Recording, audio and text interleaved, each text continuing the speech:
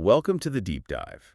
Today we're working with a really intense source. It's a frank, sprawling interview between two brothers. That's right. And it's a deep critique of modern American life. I mean, it covers everything from online culture to corporate power. So our mission here is to really get inside their worldview. We want to unpack their arguments about what they see as an erosion of personal freedom. Exactly. And also what they consider to be these necessary acts of defiance. Will be pulling out their core arguments, which draw a lot on their family history and, their political experiences. Okay, so let's start where so much of modern life begins, I guess, in the digital world. Right. With X, or what we all still call Twitter. One of the speakers, Buckley Carlson, we'll just call him Buckley.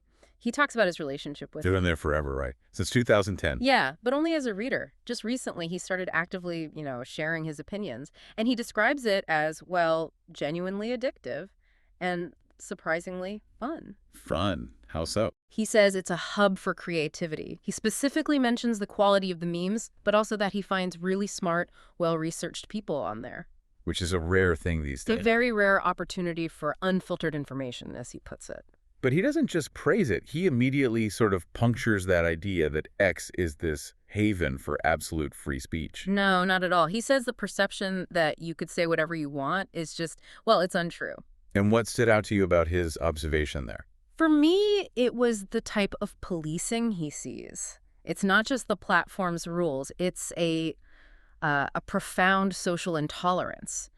He points to this widespread lack of humor and, maybe more importantly, a total lack of tolerance for not complying with the accepted narrative. So it's less about policy and more about culture. Cultural enforcement, exactly. And that idea, that demand for compliance, it transitions so quickly from the digital space right into the physical world. The example they use is something almost all of us know. Going through TSA. Yeah. They call it one of the most psychologically humiliating experiences in American life. The interviewer actually shares his strategy for the physical pat-down. Oh, right.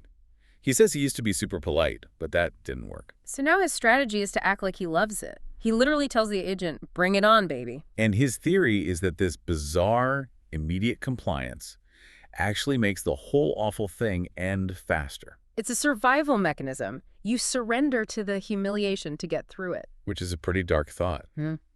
But Buckley's story shows what happens when you don't comply. He decided to take a stand against the real ID, specifically the biometric photo. He just refused to have his picture taken. And this is where the system really showed its power. According to him, every single time he refused, the TSA would suddenly find some kind of technical problem. Like a duplicate ticket or something? A duplicate ticket, no TSA badge, something that forced him to go all the way back to the start of the line. Over and over again. Yep, and after a while, he gave up. He said he became Captain Compliant. And he makes that direct comparison to Winston Smith in 1984. He does, where the system just breaks you down with sheer frustrating force until you surrender. So the argument is that whether it's through humiliation or bureaucracy, the system finds a way to make you comply. Exactly. And that naturally leads to the next question. If they can tame your body, your physical self, how does that same pressure work to shape your mind? Which brings us to their critique of American education. They talk about this tragic shift in schools where kids are, well, they're no longer encouraged to ask any question. And you definitely cannot deviate from the script. This leads to what I thought was one of the most interesting ideas in the whole interview, this inversion of Western values. The sticks and stones idea. Exactly. Sticks and stones may break my bones, but words will never hurt me. They say society has completely flipped that on its head. Right. In their view, actual violence, the sticks and stones, is now sort of implicitly accepted or ignored. They point to things like physical aggression in cities being downplayed. But words. Words are now the central threat, the thing that requires immediate policing and punishment. So the very thing that was the foundation of free thought speech argument is now treated as the most dangerous force imaginable. And they call that inversion terrifying and not a Western orientation. It's a really powerful point. If speech is violence, then debate is impossible. And we see this play out perfectly in the story about Buckley's confrontation with that prestigious Episcopal school in D.C. Yeah, he observed the school promoting what he calls cultural indoctrination. Ideas like men can become women or masculinity is bad. And he was the only parent who said anything. The only one, by his account, who confronted the administration. He says he used politeness but firmness. But the really striking part of the story isn't the fight itself. It's the other parents. It's the other parents. He claims many of them pulled him aside privately and said they agreed with him, that they felt the exact same way. But they were paralyzed. Completely. Their biggest concern was fitting in, not rocking the boat, keeping their social status in that wealthy community. They were more worried about that than their own kids' education. That's a pretty harsh diagnosis of that culture. It is. And their conclusion is that this widespread cowardice breeds self-loathing. These small acts of surrender, like at the TSA, they precondition you for these larger acts of moral cowardice. So if compliance leads to self-loathing, what's the antidote? What's the most important act of defiance for them? It's not violence. For them, it is the simple act of telling the truth about tyranny. They really believe that words change the world.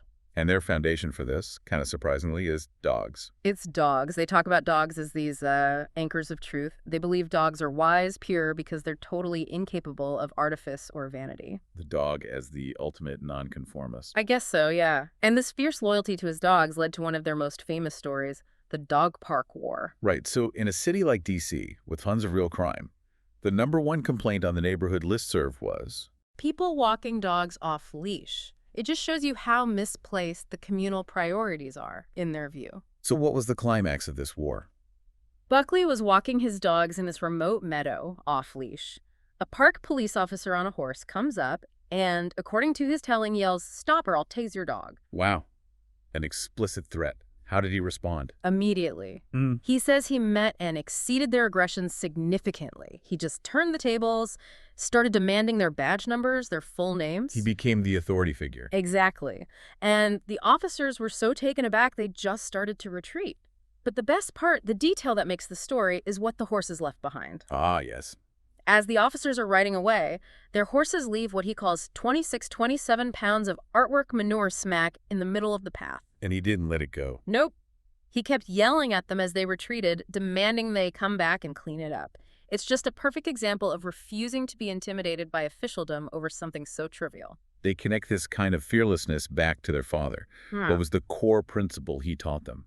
Their father created what he describes as an egalitarian household, pure meritocracy. And his guiding principle for them was really simple. Have an interesting life. But there's a key connection they make. A crucial one. His total fearlessness was directly tied to his decency and kindness. The argument is that if you're a decent person, you feel like you have nothing to hide, and that frees you from fear. Fearlessness rooted in decency, not aggression. That's powerful. And it sets us up to look at the larger systems they're pushing back against. Which takes us into the world of corporate spin and Buckley's time working for the GOP pollster Frank Luntz. The architect of so much political language. He's the one credited with popularizing climate change to replace global warming, or framing the estate tax as the death tax. And his business model was genius in a way. He'd leverage his political work for corporate gain. That's it. He'd give free messaging and polling to powerful Republicans, building up political capital. Then he would monetize that exact same research by selling it to Fortune 500 clients. Coke, Pfizer, you name it. So there's this direct pipeline for language control, from Washington right to Madison Avenue. And the way he pitched these companies was astonishing. He had this strategy they called humiliate the executive. Humiliate the executive. What does that even mean? Buckley explains that Luntz would walk into a boardroom, pick a subordinate executive, and just publicly tear them apart, attack their clothes, their face, anything, in front of the CEO, their peers, everyone. My God. Why? It was pure psychological warfare. It instilled total fear in the room, established his dominance. Buckley says he relied on exploiting the worst part of human nature, using fear to gain a psychological edge. That background in weaponizing language led Buckley to talk about one project he feels deep shame about. Yeah, working to defend Purdue Pharma, the company behind OxyContin. This gives us a real insight into the messaging behind the opioid crisis. A huge one. Buckley says Purdue launched a massive societal effort.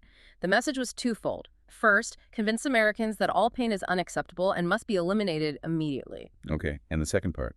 That if you got addicted to OxyContin, it was your fault. It was abuse or a sign you had a latent addictive personality. So they pathologize a natural human state pain while shifting all the blame for addiction onto the patient. Exactly. And the bigger philosophical point they draw from this is that the corporate goal to eliminate all pain is fundamentally evil. Evil. That's a strong word. Because, they argue, pain, failure, discomfort is absolutely necessary for life and for growth.